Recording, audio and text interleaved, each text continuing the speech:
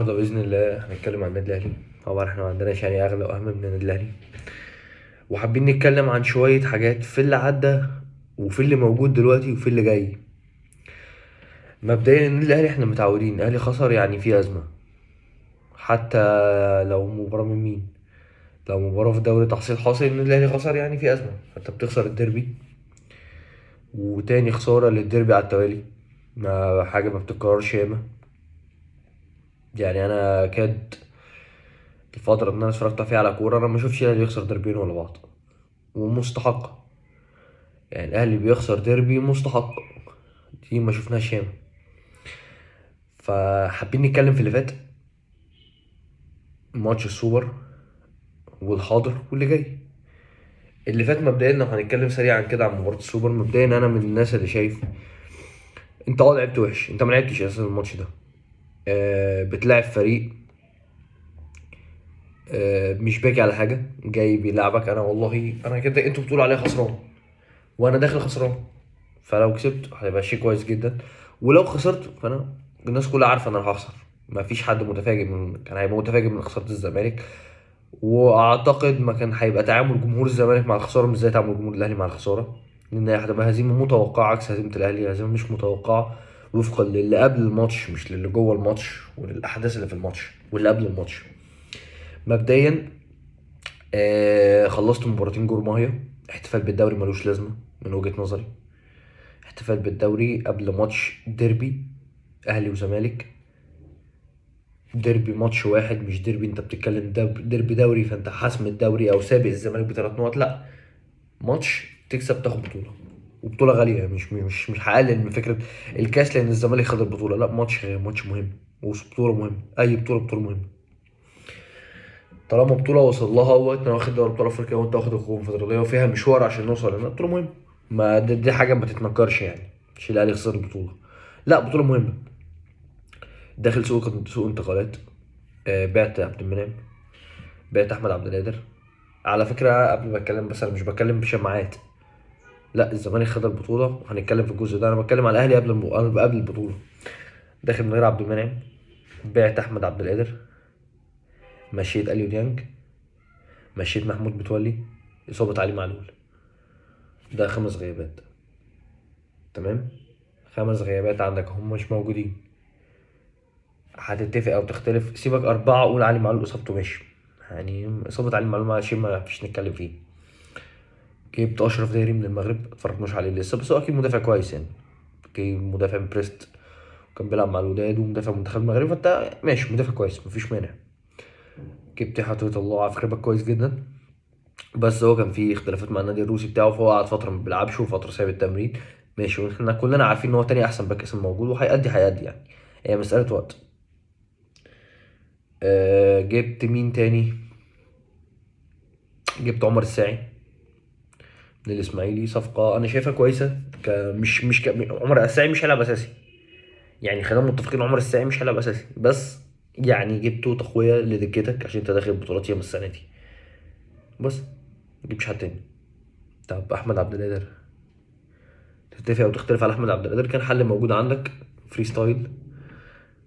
في حاله لو في تكتلات كان بينزل بديل كويس. جبت اليو ديانج في الاخر، اليو ديانج ما كانش في احسن حالاته، لكن اليو ديانج صفقه محدش يقدر يختلف عليها وجوده لاعب عاليه جدا. ما جبتش حد، بس. فانت داخل اولا مشيت ناس وما جبتش ناس مكانها، تمام. والناس كلها بتتكلم ان في مشكله ما عدا مجلس اداره النادي الاهلي، هو الوحيد اللي مش شايف ان في مشكله. شايف ان احنا كويسين جدا، انا كسبان دوري ودوري ابطال افريقيا، انتوا عايزين ايه تاني؟ ميزه جمهور الاهلي حته ان هو بيتوقع اللي هيحصل. مفيش حد ما كانش متوقع ان في ازمه هتبتدي. السنه اللي فاتت خسرنا من اتحاد العاصمه والناس ما حصلتش ازمه. طب ليه ما حصلتش ازمه؟ لان انا شايف ان انت مدعم، انت جايب لي امام عاشور وجايب لي، كان لسه انطوني موديست، ما كناش نعرف ان هو بالجوده دي. لا، طب ليه؟ خلاص انا شايف ان انت عامل عليك وماشي بدايه.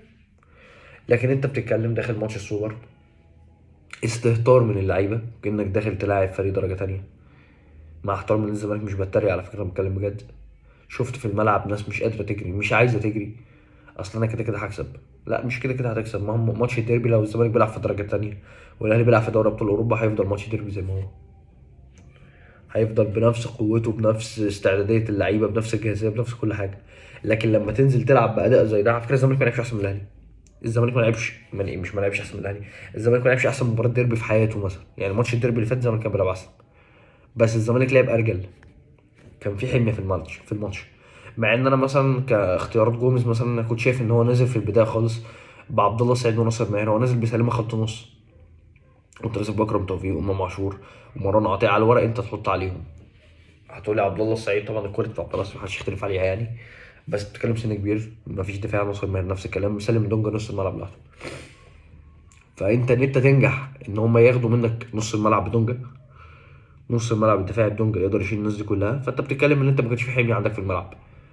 مفيش اختلاف على اي كواليتي لاعب في الاهلي في نص الملعب، بس ان انت تقدر تاخد منك ثنائي نص الملعب دي ما اتاخدتش منك تكتيكيا ولا اي حاجه، اتاخدت منك بحميه في الملعب ورجوله. وناس كانت نازله عايزه تكسب، وناس مش عايزه تكسب، ناس عايزه شايفه ان المكسب كده كده هيجي. احنا طول عمرنا بنكسب الزمالك، فهنكسب، مش فارقه بقى الاداء، لا، فرق الاداء. ماتش الكاس في السعوديه كسبته من غير اداء، جه ماتش الدوري كان ناقوس خطر وخسرته في الدقيقه، وقلت بقى جون ومش عارف ايه وخلاص، ولا لا والاهلي هيرجع وخدت افريقيا، لا بعد كده برضه خسرت تاني. وكولر ان انت توافق ان انت تدخل تخلص الميركاتو بالطريقه دي، فانت هتشيل في الاداء. ده اللي فات.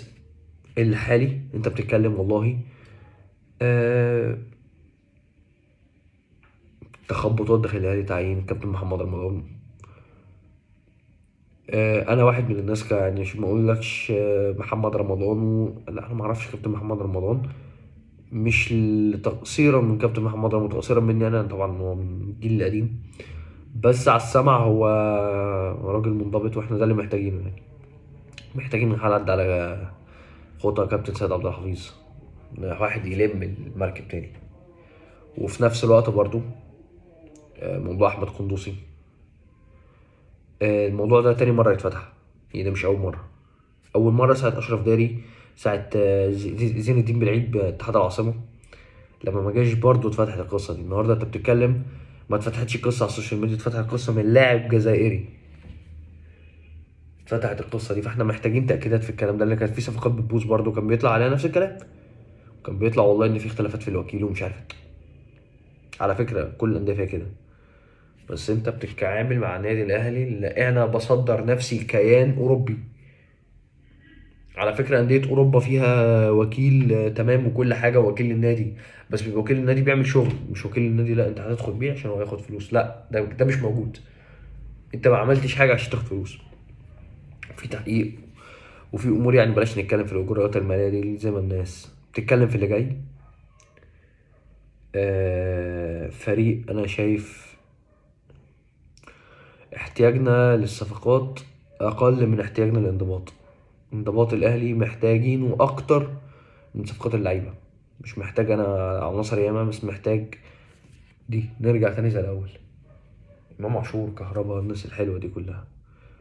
أنت مهما عملت في النادي الأهلي كل ماتش بتنزله جديد، أنت بالنسبة لنا لاعب جديد، ما شفتش منك حاجة. مقايمك بالماتش محمد الشناوي شايف يعني من الإجحاف شوية إن محمد مصطفى شوبير يقعد دكة. مش عاجبني الأداء الصراحة، فكرة الشناوي بقالنا فترة في الموضوع ده، بقالنا فترة يعني كبيرة، ما مش شايف إن أنت بتعمل الحاجة اللي تخليك تلعب. بقالنا بتاع سنة ونص، سنتين ناخد فرصة، مفيش حد هيفضل يلعب آخر عمره يعني في الملاعب. داخل على بطولة الانتر لو هتلعب العين في مباراة، يعني الناس مديها أكبر من حجمها، أنا شايف الأهلي هيكسبها يعني. يعني مع احترامي للكرة الإماراتية وكل حاجة، وعلى عيني وعلى راسي بتكسبوا، بس أنا الأهلي برضه يعني بتلعبني في مصر. موسم يقلق، يعني بداية في نهاية الحلقة خلينا نقول موسم يقلق من النادي الأهلي. مفيش حد شايف إن أنت بتجزم بأداء كويس، بداية مقلقة. ولسه عندك السوبر، يعني داخل بطولتين ورا بعض نفس النظام، مفيش دوري ولا كده، داخل تكسب تطلع. فخلينا نشوف ايه اللي هيحصل، ونتمنى باذن الله الافضل للنادي الاهلي، وان شاء الله باذن الله نتقابل في حلقه اخرى. شكرا جدا ليكم.